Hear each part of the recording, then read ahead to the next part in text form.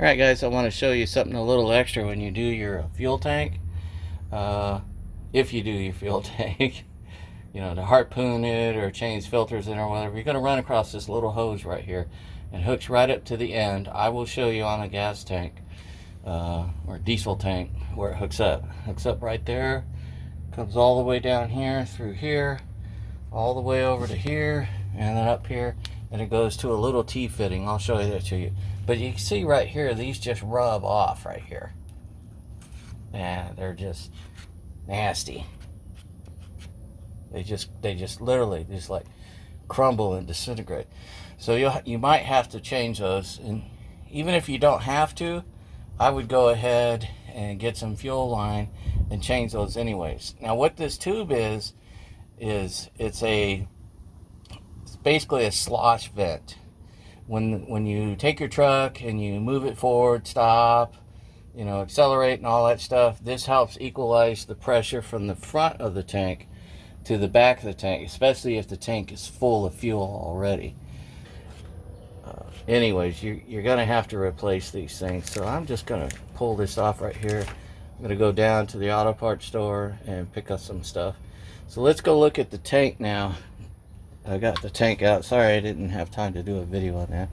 So I'm going to go down to the auto parts store, pick up some more tubing, and we'll work that out. It's about that long and a little bit longer. So for that end, and then this end is about the same. It's always good to have extra. You can trim it back. All right, let's go look at the tank real quick.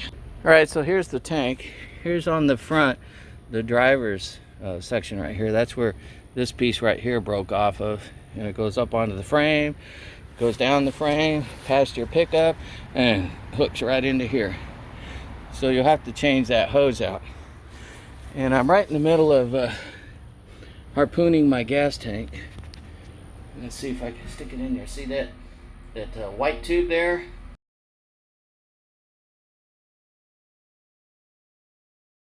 That's what I gotta harpoon, and all those little bits in there in the tank, that's what's left. That's what's left of the pickup screen on my truck. So you get down to around a quarter tank of gas and you seem to run out of gas and things aren't working right. Well, that's why, because the pickup tube, I'll go show you that real quick.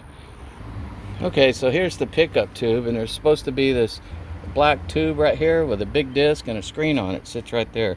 I'll show you a picture of that too. Well, over time they tend to rot off, and they just literally disintegrate and crumble. I mean, just literally crumble. You can see it's already broken on top of here. I'm just going to pull this off and show you. Look, it crumbled as soon as I pulled it off. And that's what's rolling around in your gas tank. And then if you don't have that screen on there, it gets up into here, gets into these little filters up in here. I'll show you a picture of those too.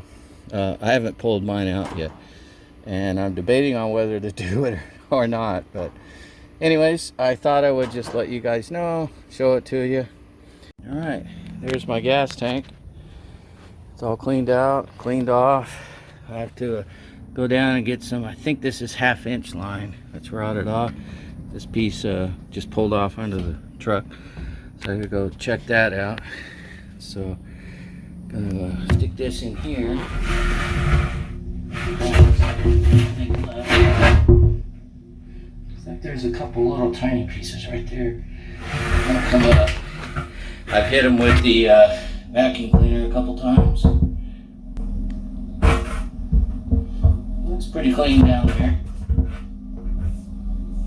Nothing the fuel filter couldn't handle. Alright, so that's what it looks like inside of a diesel fuel tank, that is. Alright, here's a list of all the connections on the fuel tank. You'll probably need about 3 feet of 5/8 fuel line and some Gates 1/4 inch clamps in order to repair those if you need to. If you learned something, I'd appreciate it if you'd give the video a thumbs up. If you'd like to help my channel, please subscribe. Thanks for watching, guys. God bless you all, and Keith Nunn out. Bye.